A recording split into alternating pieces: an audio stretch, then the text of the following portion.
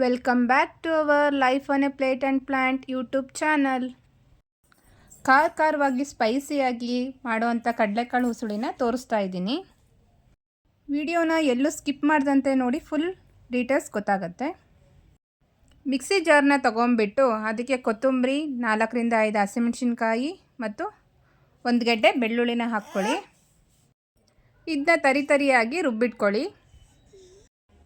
ಒಂದು ಕಡಾಯಿ ತೊಗೊಂಬಿಟ್ಟು ಅದಕ್ಕೆ 3ರಿಂದ 4 ಸ್ಪೂನ್ ಎಣ್ಣೆ ಮತ್ತು ಸಾಸಿವೆ, ಅದಾದಮೇಲೆ ಜೀರಿಗೆ, ಅದಾದ ನಂತರ ಕರಿಬೇವು, ಇದನ್ನು ಮೂರನ್ನು ಹಾಕಿಬಿಟ್ಟು ಲೋ ಫ್ಲೇಮ್ನಲ್ಲೇ ಫ್ರೈ ಮಾಡ್ಕೊಳ್ಳಿ. ಸಾಸಿವೆ ಸಿಡಿದ ಮೇಲೆ ಕರಿಬೇವು ಹಾಕ್ಕೊಂಬಿಟ್ಟು ಸಣ್ಣಗೆ ಹೆಚ್ಚಿಡ್ಕೊಂಡಿರೋ 3ರಿಂದ 4 ನೀರುಳ್ಳಿ ಹಾಕ್ಕೊಳ್ಳಿ.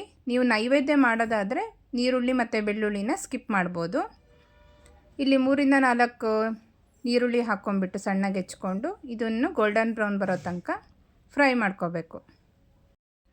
ಈ ಕಡಲೆಕಾಳು ಉಸುಳಿಗೆ ಕಾಬೂಲ್ ಕಡಲೆನಾದರೂ ತೊಗೋಬೋದು, ಇಲ್ಲ ಅಂತಾರೆ ನಾರ್ಮಲ್ ಕಡಲೆಕಾಳಾದರೂ ತೊಗೋಬೋದು. ನೀವು ಕಡಲೆಕಾಳನ್ನ ತೊಗೊಂಬಿಟ್ಟು ನೈಟು ನೆನೆಸಿಡಬೇಕಾಗುತ್ತೆ. ಬೆಳಗ್ಗೆ ಅದನ್ನು 5ರಿಂದ 6 ವಿಷಲ್ ಹೊಡೆಸ್ಕೊಂಡು ಮೆತ್ತಗೆ ಬೇಯಿಸಿಡ್ಕೊಳ್ಳಿ.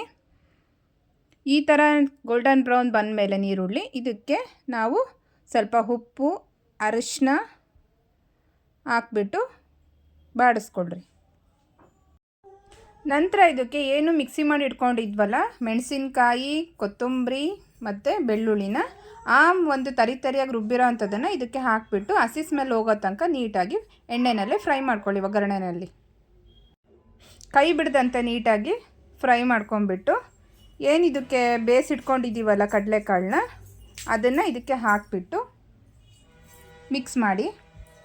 ಕಡಲೆ ಬೇಯಿಸುವಾಗಲೇ ಸ್ವಲ್ಪ ಉಪ್ಪು ಹಾಕ್ಬಿಟ್ಟು ಬೇಯಿಸ್ಕೊಳ್ಳಿ, ಇಲ್ಲ ಅಂತಂದರೆ ಈ ಟೈಮ್ನಲ್ಲಿ ಇನ್ನೂ ಸ್ವಲ್ಪ ಉಪ್ಪು ಹಾಕ್ಬಿಟ್ಟು ಮಿಕ್ಸ್ ಮಾಡ್ಕೊಳ್ಳಿ.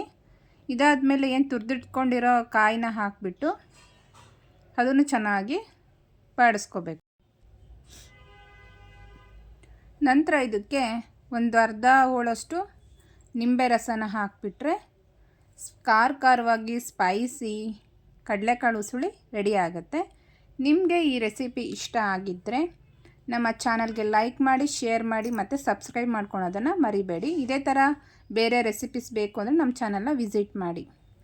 Thank you for watching.